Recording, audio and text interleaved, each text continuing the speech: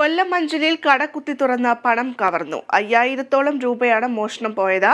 Anchal bypass Ganapathi ക്ഷേത്രത്തിന് സമീപം പ്രവർത്തിക്കുന്ന മോഹനന്റെ കടയിലാണ് മോഷണം നടന്നത്.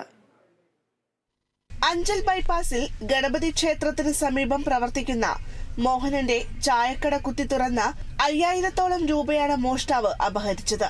കടയിൽ കയറിയ മോഷ്ടാവ് തുണി കൊണ്ട് ദേഹം മുഴുവനും മറച്ചുകൊണ്ട് മോഷണം നടത്തുന്ന CCTV ദൃശ്യങ്ങളാണ് ലഭിച്ചിട്ടുള്ളത്. മോഷ്ടാവിന്റെ CCTV ദൃശ്യം സഹിതം കടയുടമ മോഹനൻ അഞ്ചൽ പോലീസിൽ പരാതി നൽകി.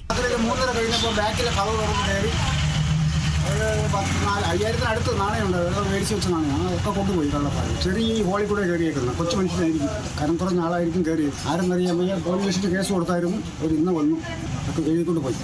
കഴിഞ്ഞ ദിവസം അഗസ്ത്യകോട് ആൾതാമസമില്ലാത്ത 2 വീടുകൾ കുത്തി തുറന്ന് സ്വർണ്ണാഭരണങ്ങൾ ഉൾപ്പെടെ മോഷ്ടിച്ച പ്രതിയെ അഞ്ചൽ പോലീസ് കഴിഞ്ഞ ദിവസം തന്നെ പിടികൂടിയിരുന്നു. എന്നിട്ടും മോഷ്ടാക്കളുടെ സാന്നിധ്യം അഞ്ചൽ പോലീസ് സ്റ്റേഷൻ പരിധിയിൽ നിന്നും ഒഴിവാകുന്നില്ല എന്ന സൂചനയാണ് അഞ്ചൽ ബൈപ്പാസിൽ പ്രവർത്തിക്കുന്ന കടയിലെ മോഷണത്തിലൂടെ വ്യക്തമാകുന്നത്. ഇത് അഞ്ചലിലെ ജനങ്ങളെ ഭീതിയിലാഴ്ത്തുന്നു. CCTV ദൃശ്യങ്ങൾ വെച്ചുള്ള അന്വേഷണത്തിലൂടെ പ്രതിയെ പിടികൂടാനാണ് അഞ്ചൽ പോലീസിന്റെ ശ്രമം. രാത്രികാല പരിശോധന പോലീസ് ശക്തമാക്കണമെന്നാണ് ജനങ്ങളുടെ ആവശ്യം. കേരള വിഷൻ ന്യൂസ്, കൊല്ലം.